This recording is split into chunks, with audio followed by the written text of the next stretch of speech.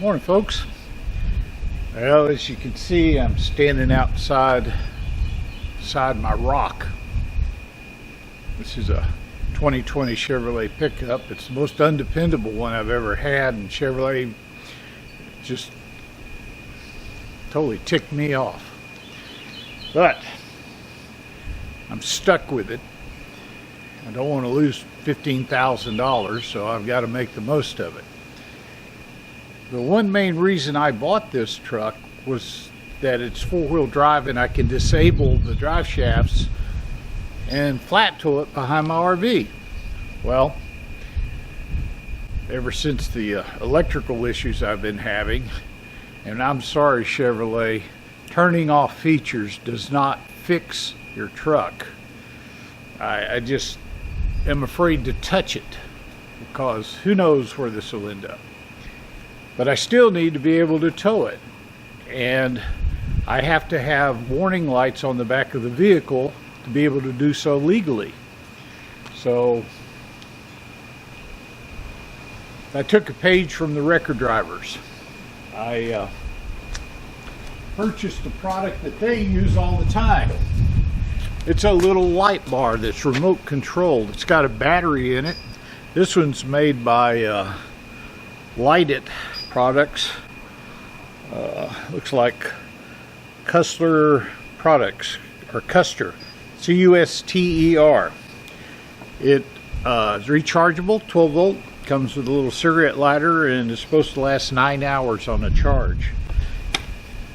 You plug this device in to the towing vehicle, and every time you turn on the lights or brake lights or whatever, the corresponding ones light up on back of your towed vehicle. This thing's magnetic, and I've got to find a place to put it. I was going to put it right here, but this doesn't work. I'm afraid over here would be not the best place. I kind of want it in the middle. So, looks like I'm stuck with having it up here. I think that'll hold on well. When you turn it on, all the lights start coming on to tell you. Then when you plug this into your tow vehicle, it receives it.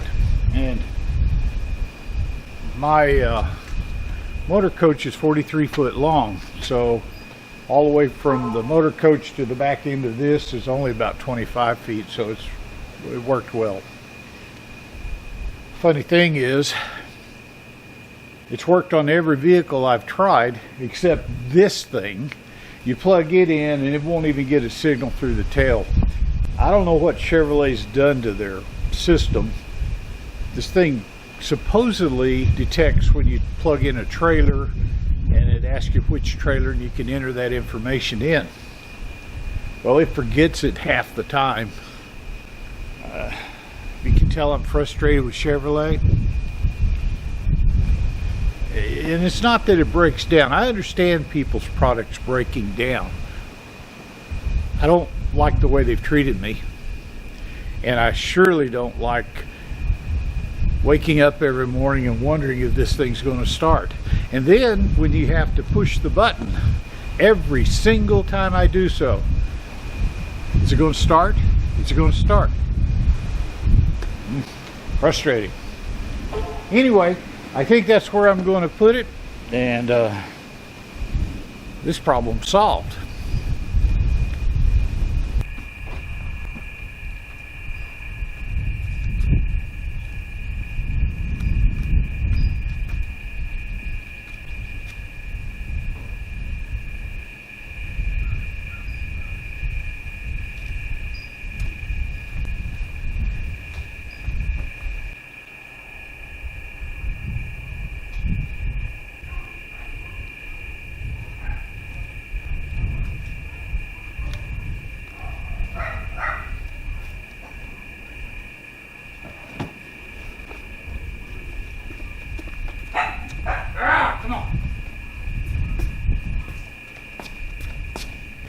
Stop, thief!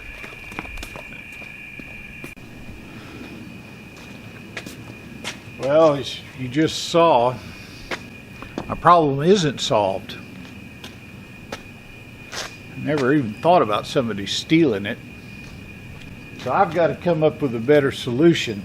Frankly, the best solution I've come up with so far is to just take off the tow hitch and install another hitch that would allow me to mount a plate so I could secure this to the plate so people can't walk off with it. So I'm going to go dig around in the shop and see what I can find to make that happen. Who knew Don was such a kleptomaniac? Well, I've decided not to reinvent the wheel. So I can get this off.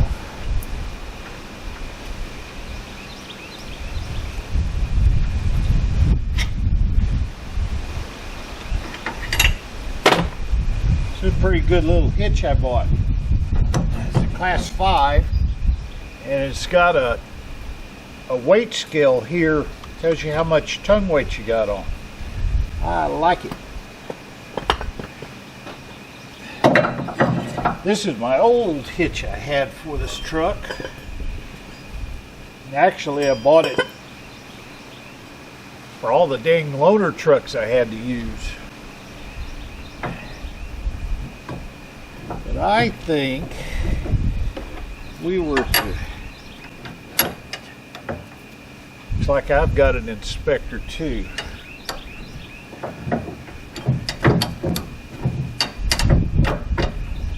This is Rosie. I don't know, the last time I showed anything about Rosie, I lost about 15 subscribers. So I don't know if you're good luck or not. Anyway, we put that on.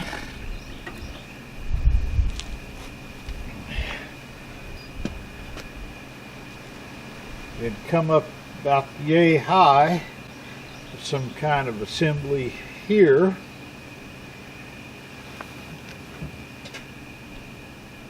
I think that'll be up high enough over the hood of most small cars. What do you think, Rosie? You don't talk yet? Okay. I think I need to come up 8 inches and we'll be fine. I think that'll work. Got to figure out what I want to do now.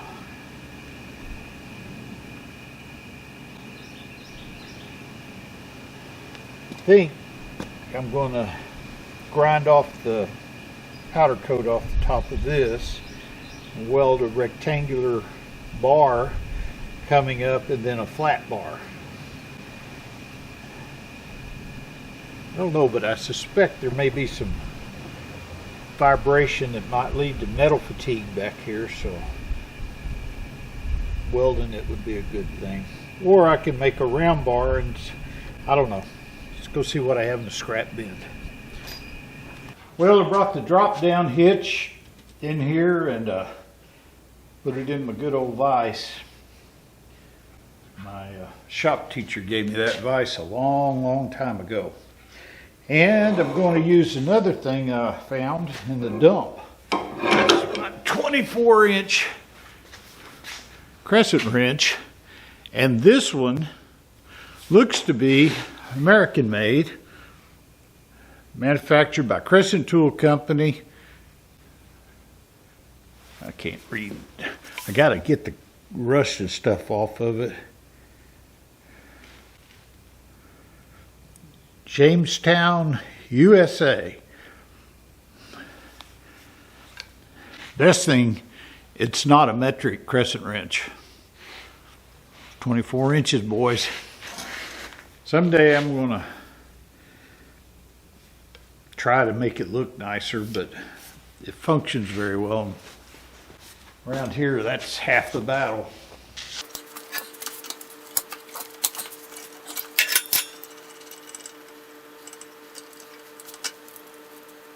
All right, let's get some of this stuff off.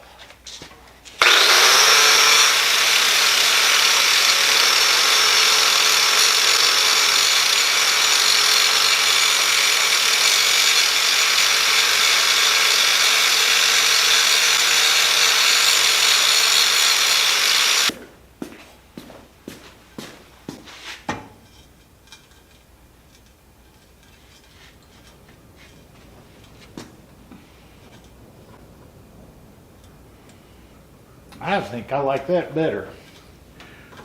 One of the things I was worried about is some trooper pulling me over because of being unable to see the license plate. But I think you could see enough past this. It's the reason I've got to raise it up higher too. I want to not block the whole thing. I think this will work. And it's free.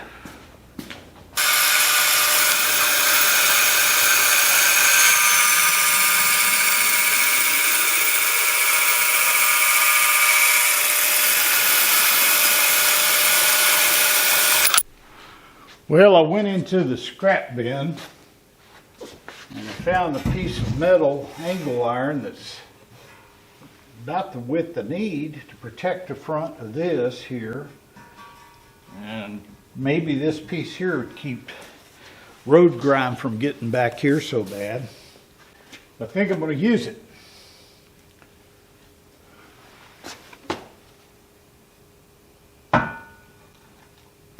Yow! Get your finger in there.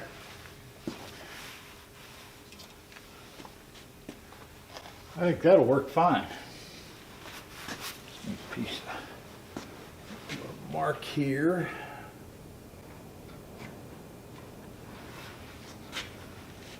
It's kind of all eyeballing stuff. I mean, this is fabrication stuff. It's not machinery. Doggone, that thing sticks well. Oh, shoot.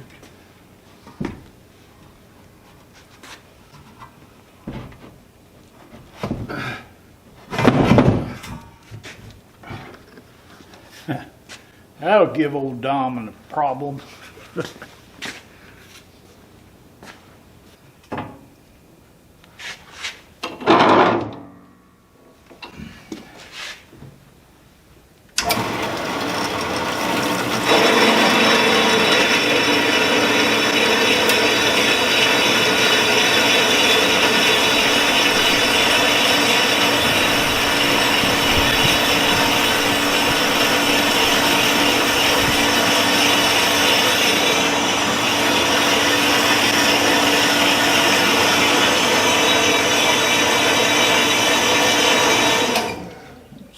This back so to clear this. A lot of times I see people using these saws to cut angle iron and they'll put the legs standing up. Well, you flip them around doing where the legs are pointing down, it just seems to work much easier for me.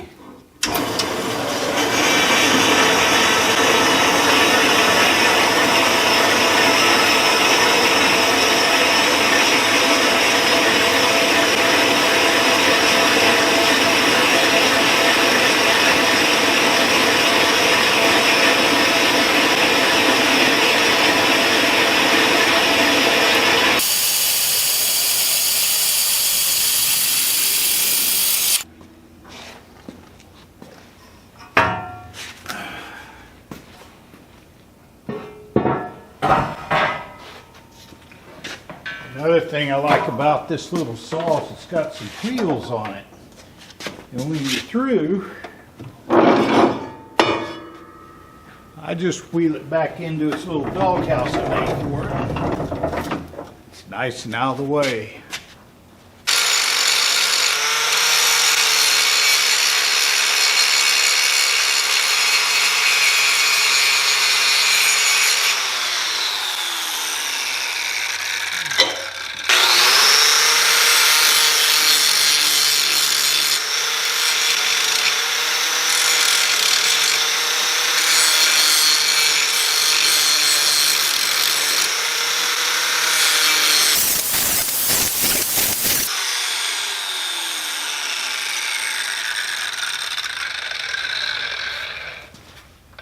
And I might as well wire wheel it while I'm sitting here.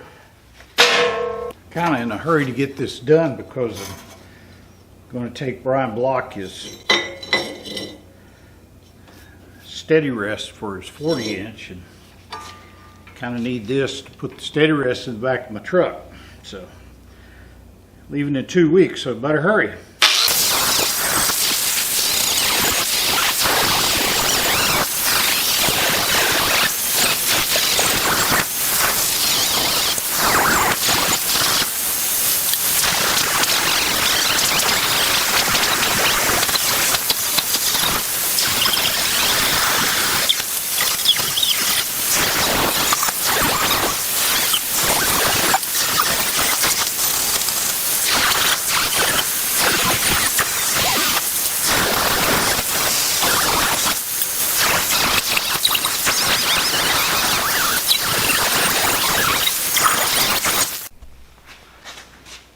Now, because this is going to be handled a lot by me, and probably not with gloves on, I'm going to round these edges a little bit so there's nothing sharp breaking off.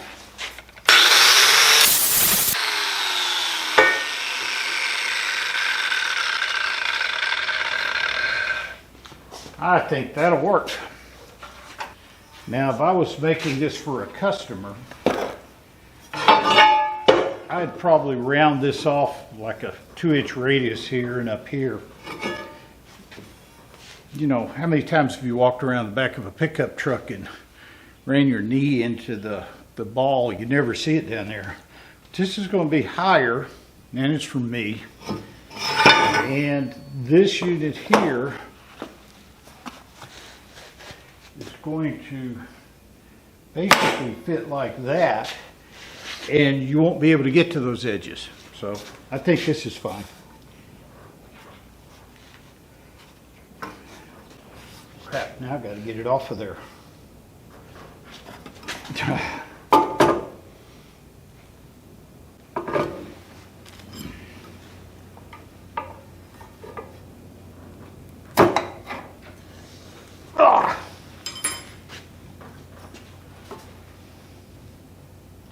Was going to put a tie wrap through here, but I don't think anybody can get that off, especially if I were to take that handle off of there. But got to remember, I'm dealing with Dawn, so.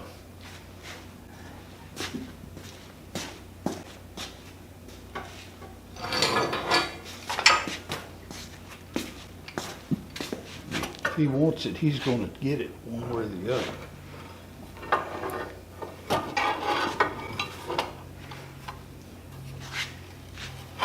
Slide it off. Don't watch that, Don.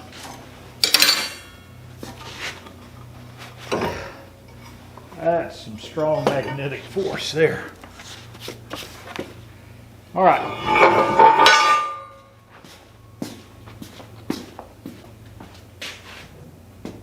Now, got my two parts.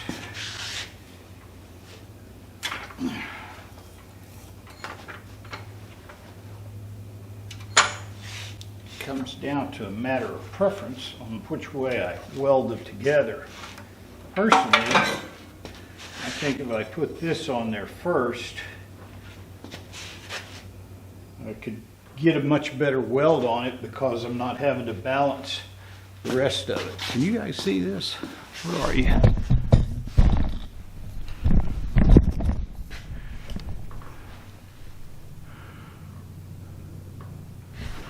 So the way that's going to work is this is going to go on top. I think I can weld that easier. See what I mean?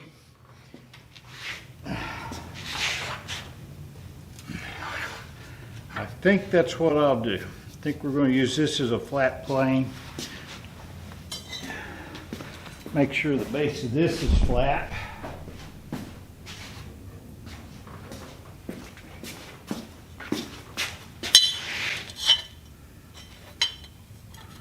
Oh, saw cuts pretty good. How about this side? Wonderful. Let's see.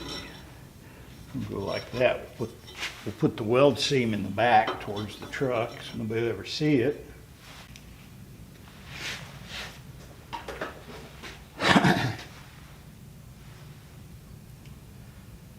line this up square with this.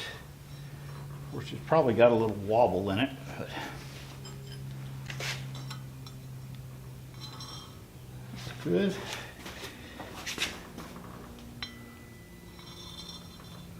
And that's good. All right. Let me get the welder going. Don even bought me a new welding hat here. Made in Mongolia. What do you think? Yeah, that ought to work. Phone call. Be back. Well, it was a telemarketer. Another one of those pet peeves of mine. This is a large black stallion. I do like that it comes down over my ears. Can't tell you how many times I've been welding like this and a dingleberry goes into my ear canal. Okay, let's get this one. Turn on some gas.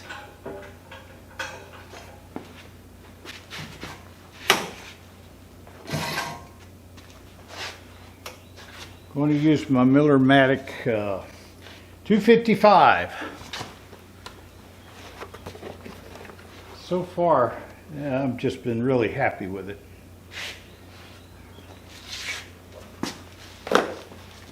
My luck, Chevrolet will buy out Miller and we'll all be screwed. All right, let's see what we can get going here.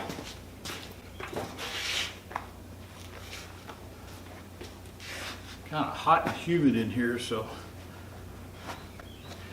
I guess I better put on a shirt.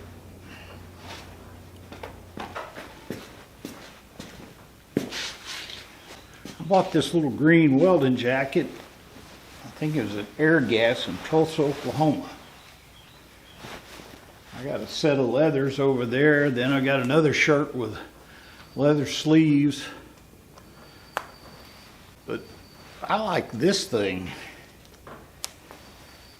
I bought it when I was up working on the SV Seeker.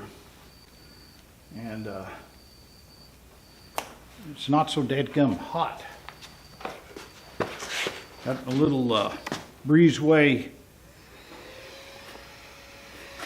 ventilation fan going to keep down the humidity, and it seems to be working well. Let's see what we can do.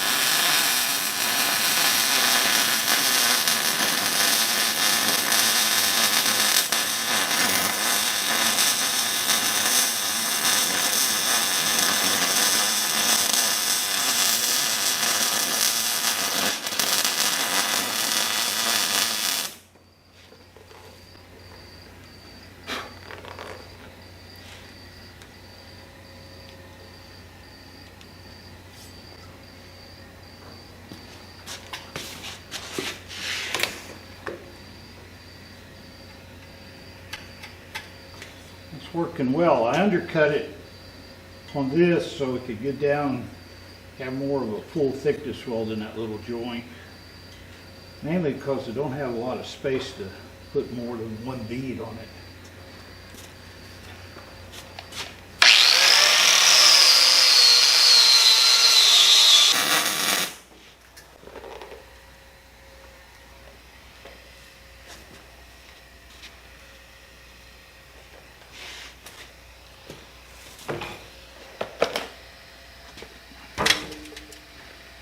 I personally think that'll hold till the cows come home.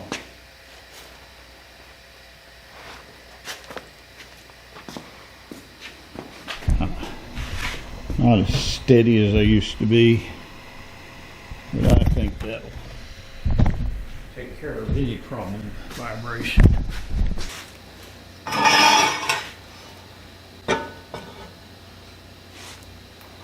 Now we line it up and maybe tack it.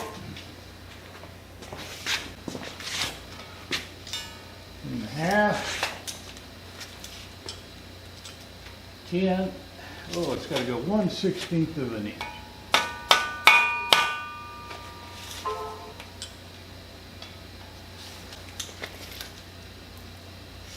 That's too much of a 16.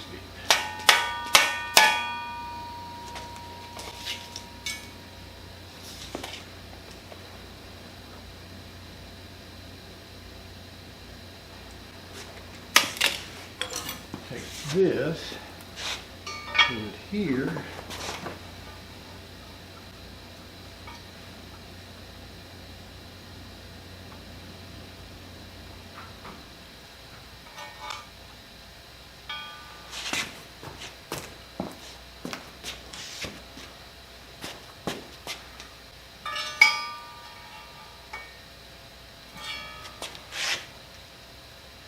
That looks pretty good.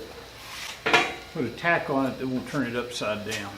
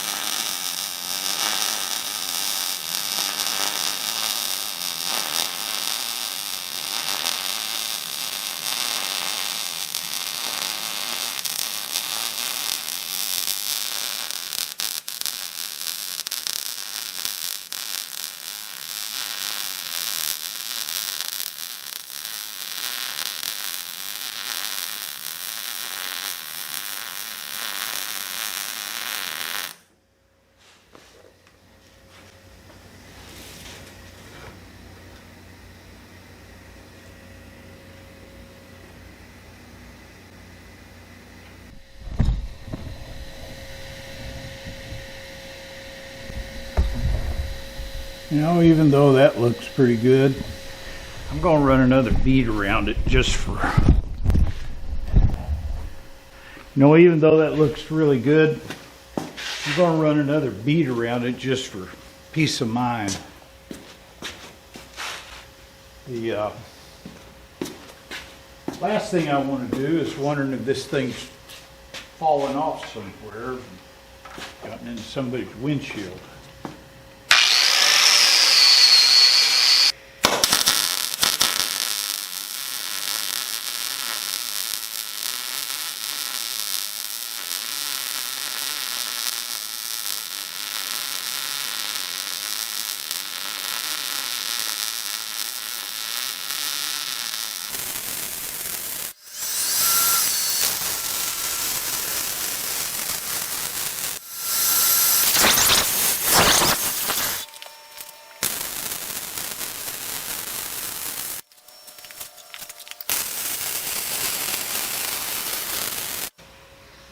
Boy, I like that fan. I'm sweating and I can still see gray.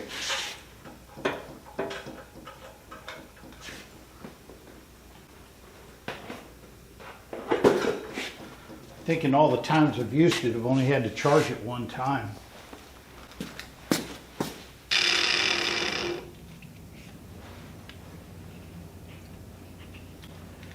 I was going to drill some holes in here and bolt that thing through it. And I may do so.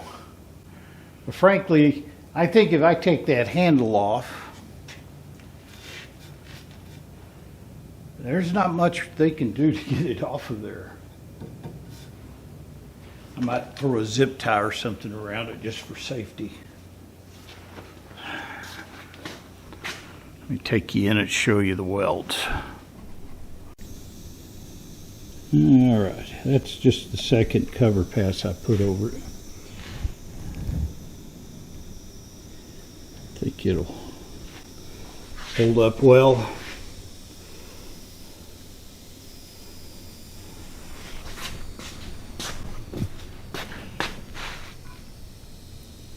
This side was giving me a little problems because this got in my way and that liner was at a weird angle. I could hear it.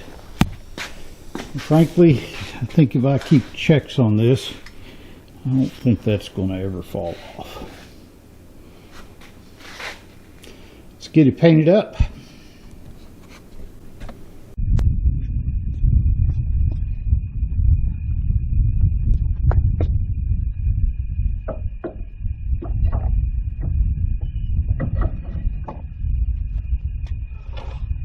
Got it finished last night and all painted up. 4 coats of an industrial enamel.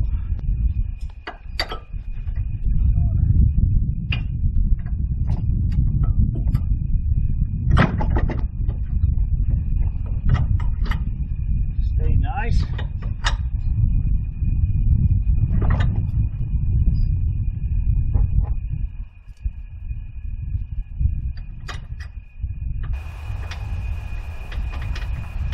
Takes longer to put the lock on it than it does anything else.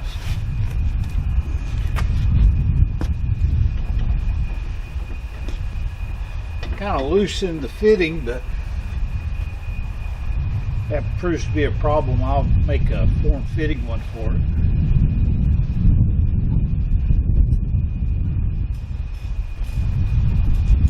I took the handle off. When you do, these little screws, you just got a nut on the back of them, so I had to take the bottom off and put a little silicone and tighten the nut back on them, and that'll keep you from grabbing at it.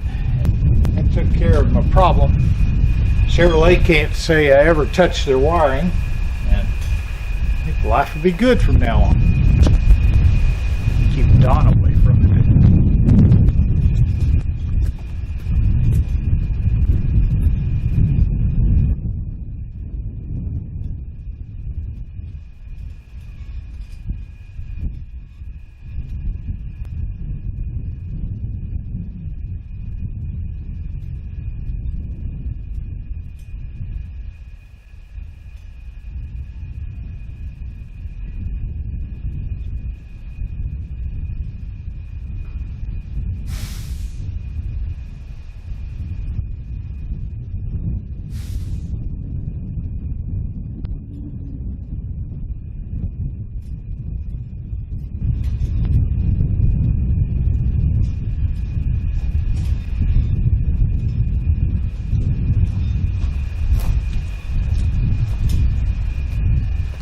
Uh-oh, looks like my inspector showed back up. Do you like it? Is it good? How much would you charge me to sit here and guard it? I'd love to just put the module in here to demonstrate it for you, but Chevrolet trucks don't seem to work with this product. Another fine mess Chevrolet's got me into. So I had to go put it in the proper vehicle, the RV, and just to show you, the RV is way over there. It's at least 150 feet. So the range on this thing is exceptional.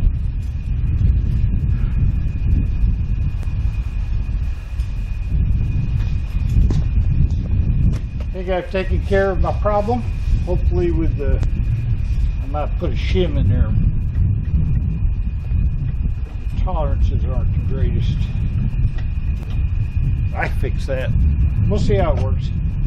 Might not need anything. Thanks for watching.